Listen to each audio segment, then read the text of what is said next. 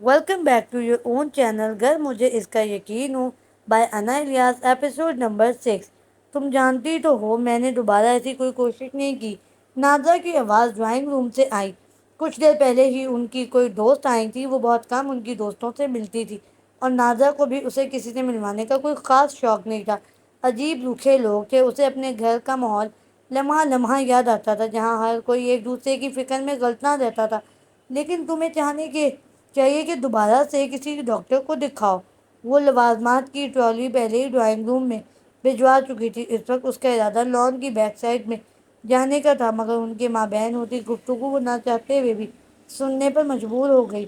नहीं भाई, तुम्हें पता तो है नुशेरवा बचपन से ही कितना अग्रेसिव था, और अब उस मनहूस लड़की की बेवफाई ने तो बिल्कुल ही मेरे बेटे को तोड़ दिया है। पहले भी जब उसका इलाज करवाना चाहा, वो ऐसा हत्थे से उखड़ा कि घर ही छोड़कर निकल गया।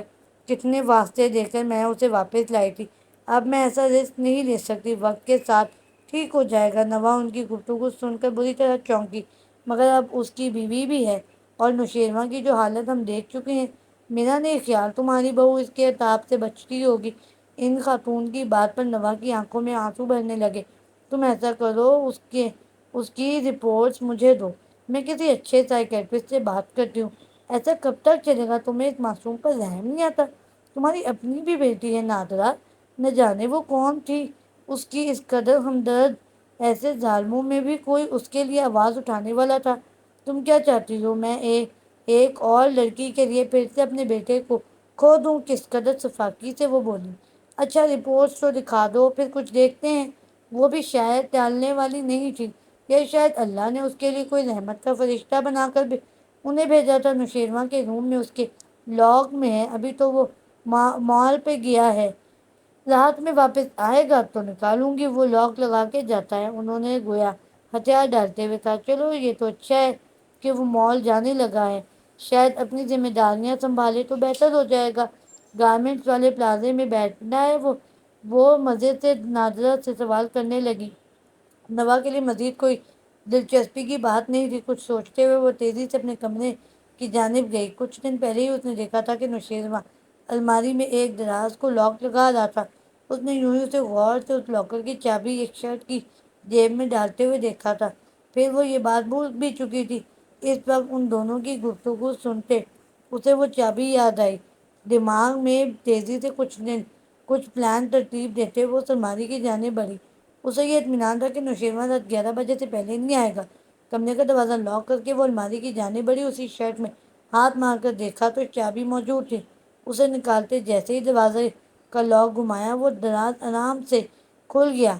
इसमें बहुत सी फाइलें रखी थी। नवा ने तरतीब याद रखते फाइलों को देखना शुरू किया। तीसरी ही फाइल उसकी मतलूबा फाइल थी जिसमें बहुत से टेस्ट और रिपोर्ट्स मौजूद थी। उसने वो फाइल निकालते एहतियात से दोबारा लॉक किया। चाबी उसी शर्ट की जेब में दोबारा रखी। तेज़ी से कुछ सोचते वो ड्रेसिंग रूम की जाने बढ़ी। चादर लिए फाइल को अपने बैग में रखा। शुक्र था कि बैग काफ़ी बड़ा था जिसमें फाइल आराम से आ गई थी। कुछ सोचते अपना मोबाइल उठाया, एक नंबर पे मैसेज भेजा। जैसे ही जवाब आया उसने दोनों मैसेजेस को डिलीट कर दिया। बैग लिए कमरे से बाहर निकली। किचन में मुलाजमा मौजूद थी। उसे कुछ हिदायत देती वो ड्राइंग रूम की जाने बढ़ी जहाँ अभी भी नादिरा अपनी दोस्त के साथ मौजूद थी। इतनी में कुछ काम से आंटी, मैं कुछ काम से अपनी एक दोस्त की तरफ जा रही हूँ।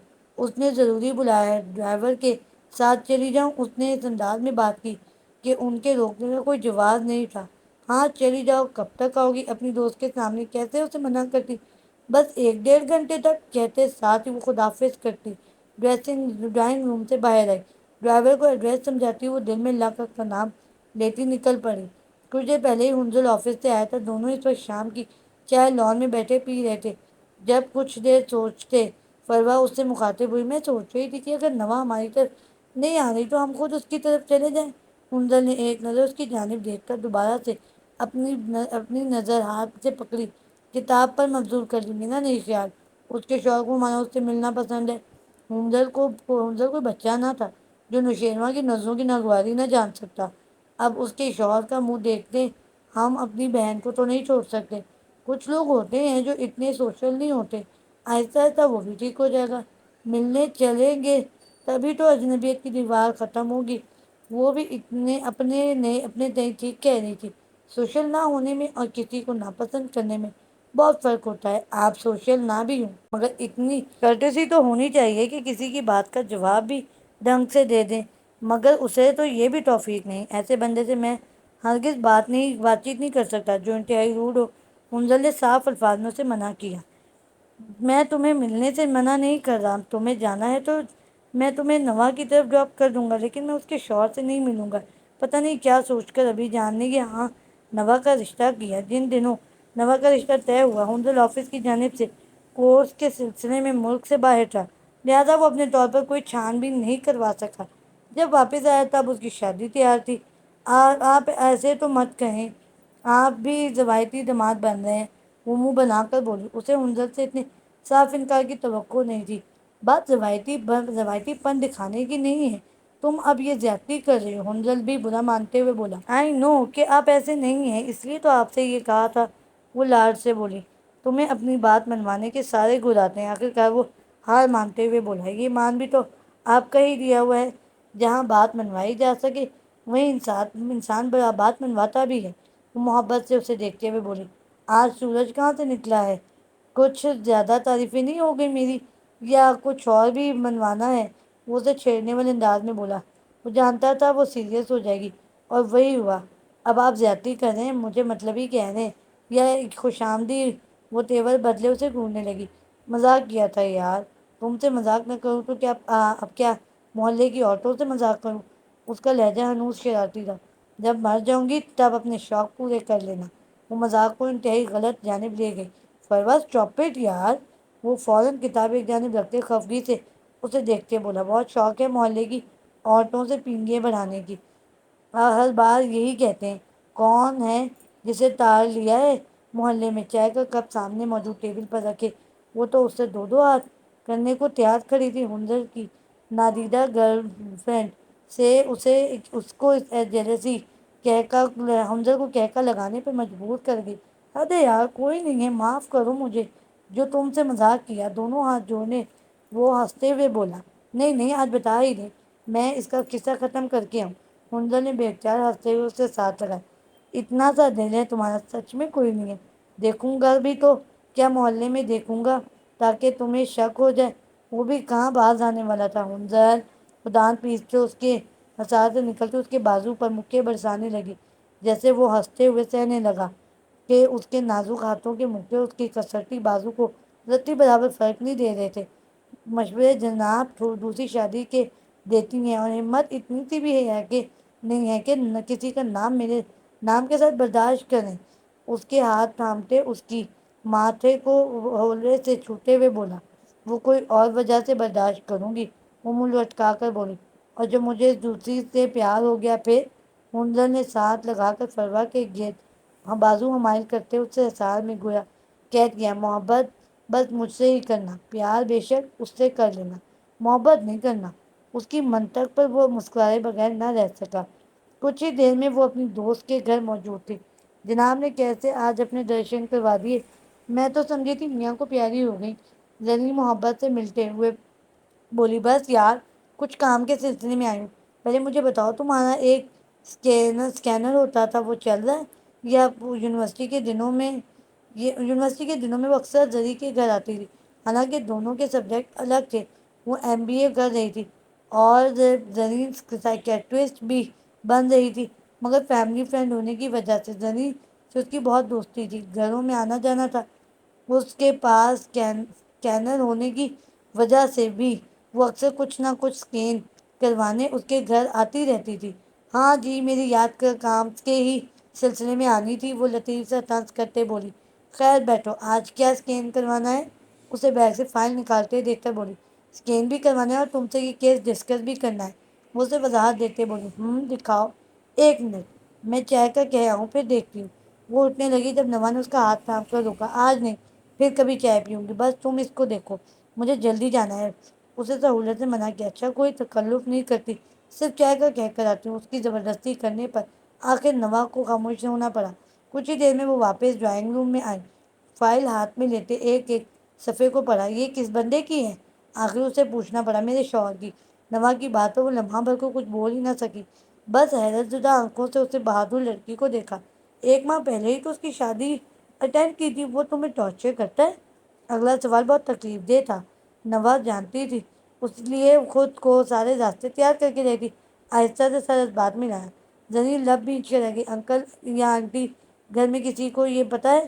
وہ جان گئی تھی کہ دھوکہ دے کر یہ شادی کی گئی ہے۔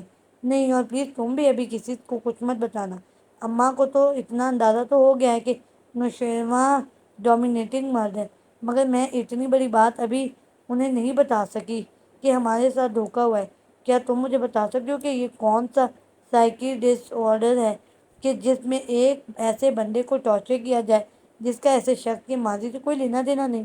وہ اب کھل کر اس سے بات کر رہی تھی۔ رپورٹس کے مطابق یہ تمہارے شوہر کی اس کی منقوہ سے بے وفائی کے نتیجے میں سب ہوا، لیکن اس طرح کے ڈس آرڈرز ایک دم وقوع پذیر نہیں ہوتے۔ تمہارے شوہر یا تو سیڈسٹ ہیں یا سائیکوپیتھ۔ کیا وہ تمہارے ساتھ زیادتی کے بعد نادم ہوتا ہے؟ وہ تفصیل سے بتاتے۔ پھر سے ایک اور سوال کر گئی۔ نہیں، کبھی نہیں، ایسا نہیں لگتا ہے کہ ایسا لگتا ہے کہ اس کے نزدیک میں انسان ہی نہیں جسے تکلیف بھی ہو سکتی ہے۔ وہ بس لاپرواہ سا ہو جاتا ہے، جیسے میں اس کی زندگی میں ہوں ہی نہیں یا میری کوئی حیثیت نہیں۔ اس کی بات پر زنی نے ایک گہرا سانس لیا۔ انفیکٹ سائیکوپیٹ اور سائیڈسٹ میں یہی ایک فرق ہے، دونوں بے ضرر لوگوں کو تکلیف دیتے ہیں۔ ان کے لیے ان کی خوشی دوسروں کو تکلیف دینے میں ہوتی ہے، اور خاص کر وہ جس کا ان کے کسی سلسلے مسئلے میں کوئی تعلق نہیں ہوتا۔ سیڈسٹ عموماً اپنے اس پیک لیول سے جب باہر آتے ہیں تو دوسروں کو دی جانے والی تکلیف پر نادم ہوتے ہیں اور معذرت بھی کرتے ہیں، لیکن سائیکوپیتھ کسی کی تکلیف کو محسوس نہیں کرتے، نہ ہی وہ شرمندہ ہوتے ہیں، وہ حق سمجھ کر کرتے ہیں۔ اور اس کی منقوہ کا واقعہ اسے صرف ٹریگر کیا ہے، اس کے اندر یہ سب پہلے سے چل رہا تھا۔ عموماً ایسے لوگ بہت اگریسو اور کچھ کیسز میں اینٹی سوشل ہوتے ہیں، مگر وہ خود کو چھپا کر دوسروں کے سامنے نارمل نظر آنے کی کوشش کرتے ہیں، اور جب کوئی ان سے ان کے مسئلے کا ذکر کرتا ہے تو وہ انکاری ہو جاتے ہیں کہ ان کے ساتھ ایسا کوئی ذہنی مسئلہ ہے۔ کیا تمہارا شوہر بھی ایسے ہی ریئیکٹ کرتا ہے؟ اس کے بیان کرنے پر نوا کو ایسا ہی لگا جیسے نوشیروہ کو بیان کر رہی ہو۔ ہاں بالکل، میرے سامنے ایک ہی بار یہ بات ہوئی اور وہ تو ہتے سے اکھڑ گیا۔ تم بتاؤ اس کا کیا علاج ہے؟ اس کی بات پر ذرا چند لمحے خاموشی۔ دیکھو، سائیکوپیتھس کے لیے کوئی خاص دوائی موجود نہیں ہے۔ ہاں، ٹریٹمنٹ اور تھراپی سے وہ نارمل لائف گزار سکتے ہیں اگر ان کے ارد گرد موجود سب لوگ ایفرٹ کریں۔ کسی ایک کی کوشش سے ایسا ممکن نہیں ہوگا، اور سب سے بڑھ کر تمہارے شوہر کی خواہش درکار ہے، جو خود کو سائیکو کبھی نہیں مانے گا، لیکن تمہارے سسرال کی مدد سے اگر اسے زیادہ سے زیادہ فیملی کے ساتھ انگیج کیا جائے اور تمہارے ساتھ اس کے سلوک کو ڈسکریج کیا جائے، احساس دلایا جائے کہ جن پر وہ تشدد کر رہا ہے وہ بھی انسان۔ میڈیٹیشن ایک اہم تھراپی ہے۔ زنی نے کسی چھوٹی جھوٹی آس پہ نہیں رکھا۔ چلو تم یہ پیپر اسکین کر کے اپنے پاس رکھ لو، میں پھر تم سے بات کروں گی۔ گھڑی پر وقت دیکھتی وہ اٹھی۔ گھنٹے سے اوپر ہونے والا تھا۔ ایک بات کہوں، ابھی اتنا وقت نہیں گزرا، تم کیوں اپنی زندگی ایک ایسے شخص کے ساتھ برباد کر رہی ہو؟ اس کی محبت پر وہ ہولے سے مسکرائی۔ ہمارے معاشرے میں جہاں زیادہ بیٹیاں ہوں وہاں ہر بیٹی کی زندگی دوسری بیٹی پر اثر کرتی ہے۔ کبھی کبھی کچھ چیزیں اپنے پیاروں کے لیے برداشت کرنی پڑتی ہیں۔ ہو سکتا ہے میرے صبر کا بہتر نتیجہ نکلے۔ زنی اس کی ہمت پر فقط حسرت سے اسے دیکھ کر رہ گئی۔ کچھ جھوٹ بھی تو نہیں کہا تھا اس نے؟ نہ جانے کتنے سالوں سے ہم اسلام کی روش سے ہٹ کر معاشرے کی ان فرسودہ رسموں کی نظر کر کے اپنی زندگیوں کو برباد کر رہے ہیں، جن کا تصور بھی کبھی اسلامی معاشرے میں نہیں تھا۔